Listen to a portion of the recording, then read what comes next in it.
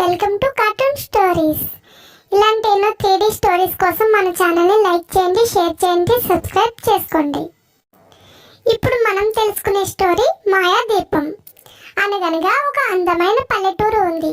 ఆ గ్రామంలో ఒక అందమైన హరిత అనే అమ్మాయి నివసిస్తుంది. ఆమె చాలా మంచి అమ్మాయి. ఆమెకు అందరిపైన ప్రేమ, దయ, సాయం చేసే గుణం ఎక్కువ. ఆమె సాహసాలతో గ్రామంలో అందరికీ సుపరిచితురాలు. హరిత వాళ్ళ అమ్మ ఈమెకు ఖాళీ సమయాల్లో మంచి నైపుణ్యాలు నేర్పించేది. హరిత చక్కగా నేర్చుకుని అవసరమైన సమయాల్లో సమయస్ఫూర్తిగా నడుచుకునేది. ఒకరోజు గ్రామంలో ఒక వృద్ధ సాధువు రోడ్డుపై వెళ్తూ ఉన్నాడు. ఆ సాధువు ముఖం తిరిగి నేలపై పడిపోయాడు. ఎవరూ ఆ సాధువును పట్టించుకోలేదు. హరిత పాఠశాలకు వెళ్తూ ఉంది. ఆ పాఠశాలకు వెళ్లే మార్గం మధ్యలో సాధువు కింద పడి ఉండడం చూసి హరిత ఆ సాధువుకి తాగడానికి నీళ్లు ఇచ్చి అతని గాయాలు తుడిచి శుభ్రం చేసింది. ఆ సాధువు హరిత చేసిన సాయానికి ఆమెను మెచ్చుకుని కృతజ్ఞతతో ఒక అద్భుతమైన దీపాన్ని ఆమెకు బహుమతిగా ఇస్తాడు. అది ఒక మాయా దీపం. ఇది కేవలం ఎవరికైనా నీ సాయం అవసరం ఉన్నప్పుడు వెలుతురు పెరిగి దారి చూపిస్తుంది. దీనిని జాగ్రత్తగా వాడుకో అని చెప్పి సాధువు అక్కడి నుంచి వెళ్ళిపోతాడు. ఆమె ఆనందంతో దీపంని ఇంటికి తీసుకువెళ్తుంది. ఆ దీపం వెలిగి సాయం ఎవరికి కావాలో వారిని చూపించేలా మారుతుంది. ఆ దీపం మార్గదర్శకత్వంలో హరిత తన గ్రామ ప్రజల అవసరాలు, సమస్యలు తెలుసుకునేది. హరిత తన స్నేహితుని సాయం తీసుకుని దీపం మార్గదర్శకత్వంతో తన గ్రామ ప్రజల సమస్యలను పరిష్కరించేది. ఒకరోజు ఆ మాయాదీపం కుమారుని సమస్యల్లో ఉన్నట్లు గుర్తించి కుమారి ఇంటి వైపు చూపించింది. హరిత ఆ కుమ్మరితో తన సమస్యలను అడిగి తెలుసుకుంది.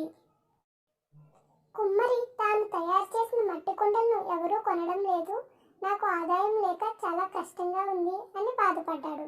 అప్పుడు హరిత తెలివిగా ఆలోచించి కొన్ని డిజైన్లు ఇచ్చి ఆ కుండలపై డిజైన్లు, రంగులు అద్ది వాటిని అందంగా అలంకరణ చేయమని సలహా ఇచ్చింది. ఆ కుమ్మరి హరిత చెప్పిన విధంగా కుండలను అందంగా అలంకరణ చేసి చుట్టుపక్కల గ్రామాల్లో అమ్ముకున్నాడు. హరితను మెచ్చుకున్నాడు. కొన్ని రోజుల తర్వాత ఆ మాయాదీపం మరింత ప్రకాశవంతమై ఒక రైతు ఇంటి వైపు దారి చూపిస్తుంది.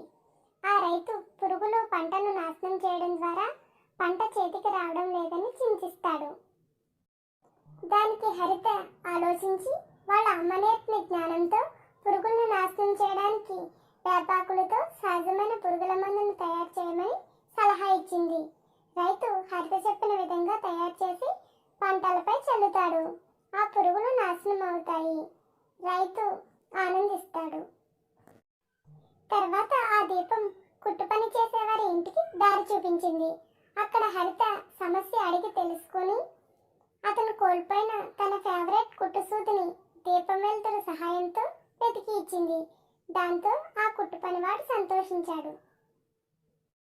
కొన్ని రోజుల తర్వాత సాధువు హరిత దగ్గరకు వచ్చి జరిగిందంతా తెలుసుకుని తనను మెచ్చుకున్నాడు.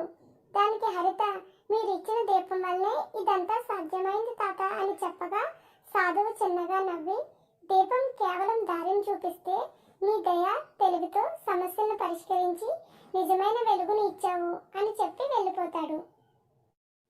ఈ కథలో నీతి ఏమిటంటే ఎవరైనా ఆపదలో ఉన్నప్పుడు మనకు చేతనైనంత సహాయం చేయాలి. ఒక చిట్టి చీమ కథ. అనగనగా ఒక చీమ ఉంది. అది శ్రమజీవి. ఆ చీమ ఆహారాన్ని సేకరించి ముందు చూపుగా కొంత దాచుకునేది. అలా ఆహారం కోసం వెతుకుతూ నది దగ్గర ఉన్న ఒక చెట్టును చేరింది. చీమ చెట్టుపైకి ఎక్కుతూ నదిలోకి జారి పడిపోయింది. అదంతా చెట్టుపైన ఉన్న పావురం గమనించింది.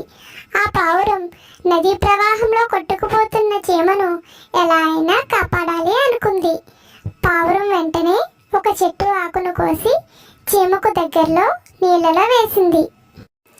చీమ ఆ ఆకుని గమనించి ఆకుపై చీమ ఎక్కి కూర్చుంది.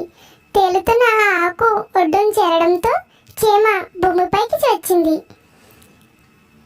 చీమ పావురం వద్దకు వెళ్ళింది.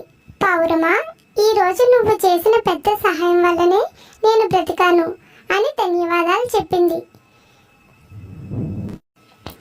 పావురం, అయ్యో చీమ, ఆపదలో ఉన్నప్పుడు ఒకరికొకరు సహాయం చేసుకోవాలి అని చెప్పింది. చీమ సరే అంటూ సంతోషంగా వెళ్ళిపోతూ ఉంది. అలా కొంత దూరం వెళ్ళేసరికి విల్లు చేతిని పట్టుకుని వస్తున్న ఒక వేటగాడిని చూసింది. ఆ వేటగాడు పక్షుల కోసం చుట్టుప్రక్కల వెతకడం మొదలుపెట్టాడు. చీమ అదంతా దూరం నుంచి చూస్తూ ఉంది.